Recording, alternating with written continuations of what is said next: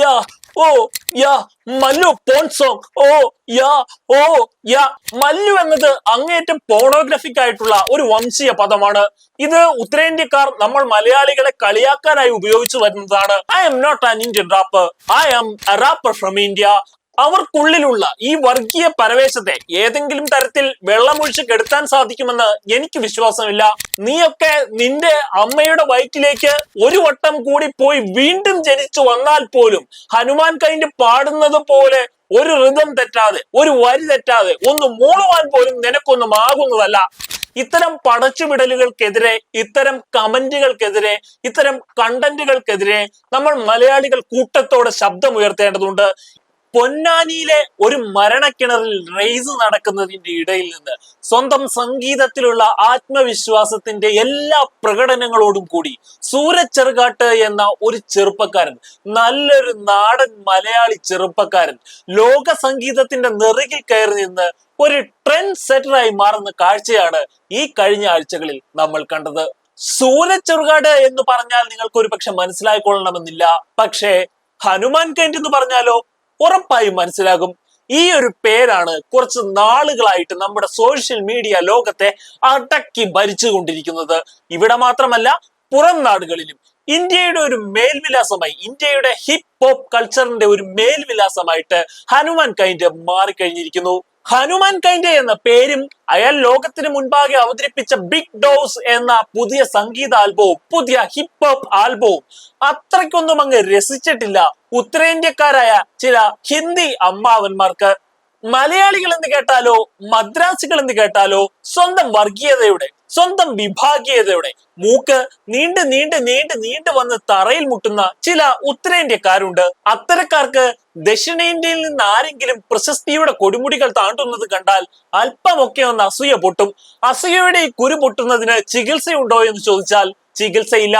വളരെ പെട്ടെന്ന് ആരെയും ആശ്ചര്യപ്പെടുത്തുന്ന വേഗത്തിലായിരുന്നു ഹനുമാൻ കൈൻഡ് എന്ന പേര് പ്രശസ്തിയുടെ എല്ലാ കൊടിതോരണങ്ങൾക്കും മേലെ പറക്കാൻ തുടങ്ങിയത്. അത് അത്രയ്ക്കൊന്നും രസിച്ചിട്ടില്ല ഉത്തരേന്ത്യക്കാരായ ചില ഹാൻഡിലുകൾക്ക്. ഉത്തരേന്ത്യയിൽ നിന്നുള്ള ചില സോഷ്യൽ മീഡിയ ഹാൻഡിലുകൾ ദിവസങ്ങളായിട്ട് ഹനുമാൻ കൈൻഡിനെ കുറിച്ചും അയാളുടെ സംഗീതത്തെ കുറിച്ചും വെറുപ്പ്, വിദ്വേഷം പടർത്തിക്കൊണ്ടിരിക്കുകയാണ്.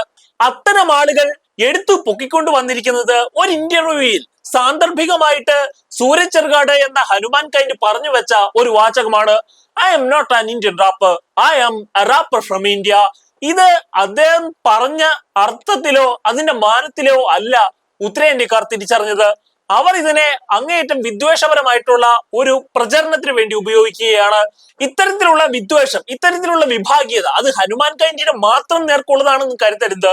നമ്മൾ ആകെ മൊത്തത്തിൽ വരുന്ന മലയാളി സമൂഹത്തിനെതിരാണ് ഇത്തരക്കാരുടെ വിദ്വേഷ പ്രചരണം.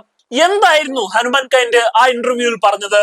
അയാൾ ഉദ്ദേശിച്ചത് ഇത്രയാണ്: ലോകത്തെല്ലായിടത്തും എല്ലാ തരത്തിലും ആളുകളെ ഇന്ത്യക്കാരെന്നും ബ്രിട്ടീഷുകാരെന്നും ആഫ്രിക്കക്കാരെന്നും ഒക്കെ വേർതിരിച്ചു നിർത്തുന്ന ഒരു കാര്യമുണ്ട്. ഇതിനപ്പുറമായിട്ട് സ്വന്തം സംഗീതത്തിന്റെ സാർവലൗകികതയിൽ വിശ്വസിക്കുന്ന, റാപ്പ് സംഗീതത്തിന്റെ അതിർത്തികളില്ലാത്ത ഭൂമികയെ സ്വപ്നം കാണുന്ന ഹനുമാൻ കൈൻഡിനെ പോലുള്ള ഒരാൾക്ക് ചേർന്ന ഏറ്റവും മികച്ച വാചകമായിരുന്നു I am a rapper from India എന്നുള്ളത്. ഇന്ത്യയെ അയാൾ റെപ്രസെന്റേറ്റ് ചെയ്യുകയാണ്. പകരം ഇന്ത്യൻ റാപ്പർ എന്ന വേർതിരിവിനെ ഇല്ലാതാക്കാൻ ശ്രമിക്കുകയാണ്. എന്നാൽ ഹനുമാൻ കൈൻഡ് അർത്ഥമാക്കിയ ആ ഒരു വാചകത്തെ അതിന്റെ ശരിയായ അർത്ഥത്തിൽ, ശരിയായ മാനത്തിൽ ഉൾക്കൊള്ളുവാൻ ഉത്തരേന്ത്യയിൽ നിന്നുള്ള അക്ഷരജ്ഞാനമില്ലാത്ത അല്പന്മാർക്ക് ഇതുവരെയും സാധിച്ചിട്ടില്ല. അവർക്കിനി അത് സാധിക്കുമെന്ന് തോന്നുന്നുമില്ല. കാരണം അവരെ സംബന്ധിച്ചിടത്തോളം ദക്ഷിണേന്ത്യയെ, മലയാളികളെ, കേരളയെ അങ്ങേയറ്റം വേർതിരിവോടുകൂടി കാണാനുള്ള ഒരു അഭിവാഞ്ചയാണ് നിലനിൽക്കുന്നത്. അവർക്കുള്ളിലുള്ള ഈ വർഗീയ പരവേശത്തെ ഏതെങ്കിലും തരത്തിൽ വെള്ളമൊഴിച്ച് കെടുത്താൻ സാധിക്കുമെന്ന് എനിക്ക് വിശ്വാസമില്ല. കാരണം എത്രയോ നാളുകളായി ഇത് തുടങ്ങിയതാണ്. ഇന്നിപ്പോൾ ഒരു ഹനുമാൻ കൈൻഡും അയാളുടെ റാപ്പ് മ്യൂസിക്കുമാണ് നമുക്ക് മുന്നിൽ നിൽക്കുന്നതെങ്കിൽ അതിനെയൊക്കെ കടത്തിവെട്ടും വിധത്തിൽ എത്രയോ വിഷയങ്ങളിൽ മലയാളികളോടുള്ള, ദക്ഷിണേന്ത്യക്കാരോടുള്ള ഉത്തരേന്ത്യൻ ജനതയുടെ വേർതിരിവ് കണ്ട് ശീലിച്ചവരാണ് നമ്മൾ. ഹനുമാൻ കൈൻഡിനെ വിമർശിച്ചുകൊണ്ട് അല്ല, വിമർശിച്ചു എന്ന് പറയാൻ കഴിയില്ല, അത് അങ്ങേയറ്റം പരിഹാസ രൂപത്തിൽ പറഞ്ഞൊരു കാര്യമാണ്. അങ്ങേയറ്റം പരിഹാസ രൂപത്തിൽ, അങ്ങേയറ്റം അധിക്ഷേപിക്കുന്ന തരത്തിൽ ഒരു ഉത്തരേന്ത്യക്കാരൻ ഹനുമാൻ കൈൻഡിന്റെ സോങ്ങിനെ കുറിച്ച് പറഞ്ഞത്, നടത്തിയ ഒരു വീഡിയോ ഞാൻ കാണുകയുണ്ടായി.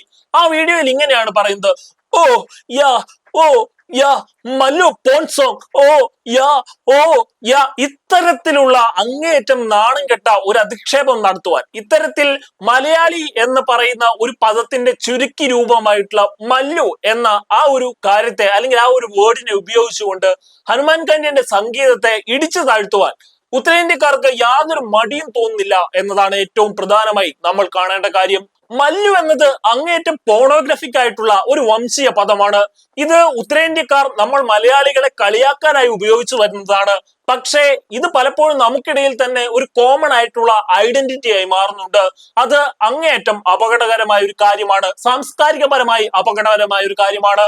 മല്ലു എന്നത് അങ്ങേയറ്റം വംശീയമായിട്ടുള്ള, അങ്ങേയറ്റം സെക്ഷൽ ആയിട്ടുള്ള ഒരു ഉപയോഗമായിട്ട്, ഒരു യൂസേജ് ആയിട്ട് നമ്മുടെ സമൂഹത്തിൽ നിൽക്കുമ്പോൾ തന്നെ അതുപയോഗിച്ച് സൂരജ് ചെറുകാടിന്റെ സംഗീതത്തെ ഇകഴ്ത്തിക്കാട്ടുവാനാണ് ഉത്തരേന്ത്യക്കാർ ശ്രമിക്കുന്നത്.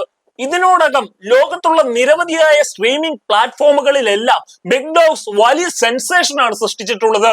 2024 ഒളിമ്പിക് മത്സരത്തിൽ അവിടെ മെഡൽ ജേതാക്കളായിട്ടുള്ള അത്ലറ്റ്സ് ഈ ഒരു സംഗീതത്തിന്റെ പശ്ചാത്തലത്തിൽ തങ്ങളുടെ നേട്ടത്തെ പ്രദർശിപ്പിക്കുവാൻ കാട്ടിയ ആ ഒരു ആവേശമുണ്ടല്ലോ, അതിനെ എല്ലാം തിരസ്കരിച്ചു കളയുന്ന, അതിലെല്ലാം കലിപൂണ്ട, അതിലെല്ലാം അസൂയ പൂണ്ട ചില ഉത്തരേന്ത്യൻ അലവലാദികളാണ് ഇത്തരത്തിലുള്ള അധിക്ഷേപം പടച്ചുവിടുന്നതിന് പിന്നിൽ എന്ന കാര്യം നമ്മൾ ഓർക്കേണ്ടതുണ്ട്.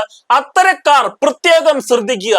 നീയൊക്കെ നിന്റെ അമ്മയുടെ വയറ്റിലേക്ക് ഒരു വട്ടം കൂടി പോയി വീണ്ടും ജനിച്ചു വന്നാൽ പോലും ഹനുമാൻ കൈൻഡ് പാടുന്നത് പോലെ ഒരു ഋതം തെറ്റാതെ, ഒരു വരി തെറ്റാതെ ഒന്ന് മൂളുവാൻ പോലും നിനക്കൊന്നും ആകുന്നതല്ല. ബിഗ് ഡോഗ്സ് പുറത്തു വന്നപ്പോൾ ആ ഒരു സംഗീതത്തെ അല്ലെങ്കിൽ ഹനുമാൻ കൈൻഡിനെ പലരും പ്രശംസിക്കുവാൻ വേണ്ടി ഉപയോഗിച്ച കാര്യമാണ് ആ സംഗീതത്തിൽ അയാൾ ഉപയോഗിച്ചിരിക്കുന്ന ആ ആക്സെന്റ്.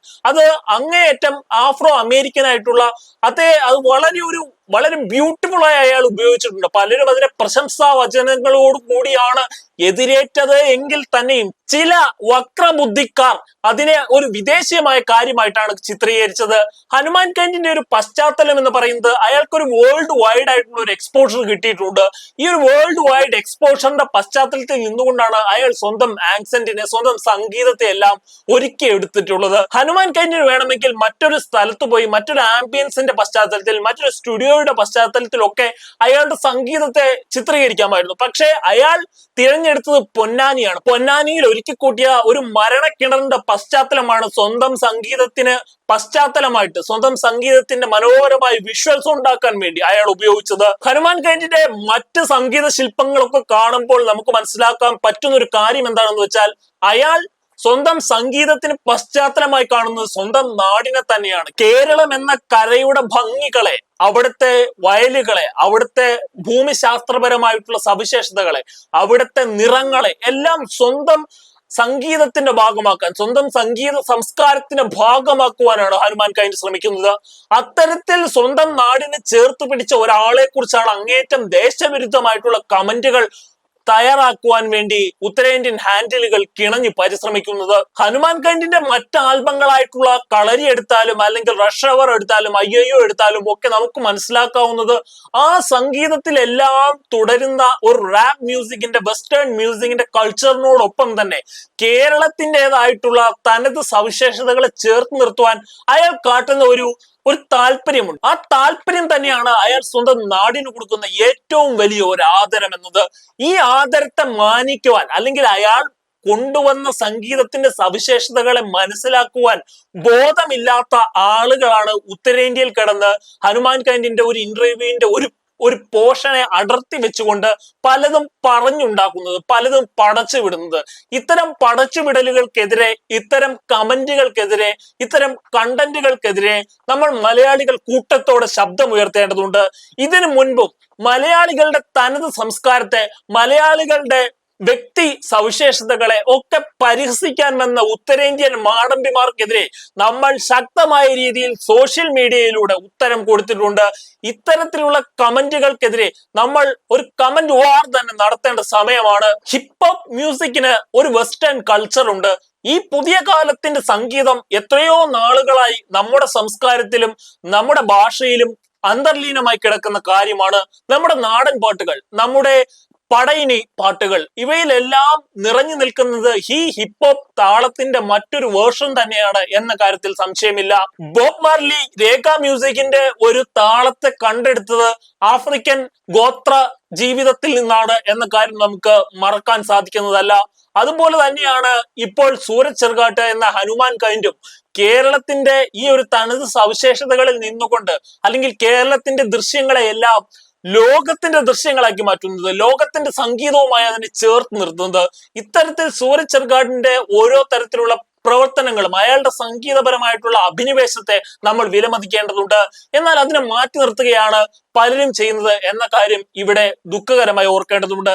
ഇങ്ങനെയൊക്കെ ആണ് എങ്കിൽ തന്നെ സൂരജ് ചെറുകാട്ട് പോലെയുള്ള അതുല്യനായ ഒരു പ്രതിഭയെ ഒരു തരത്തിലും ഒരു ഉത്തരേന്ത്യക്കാരനും ഇനി തള്ളി മാറ്റുവാൻ സാധിക്കുന്നതല്ല, ഇനി പിന്നോട്ട് വലിക്കാൻ സാധിക്കുന്നതല്ല. കാരണം ഇതിനോടകം തന്നെ അയാൾ ലോകത്തിന്റെ നെറുകിൽ സ്വന്തം പേര് എഴുതി ചാർത്തി കഴിഞ്ഞിരിക്കുന്നു.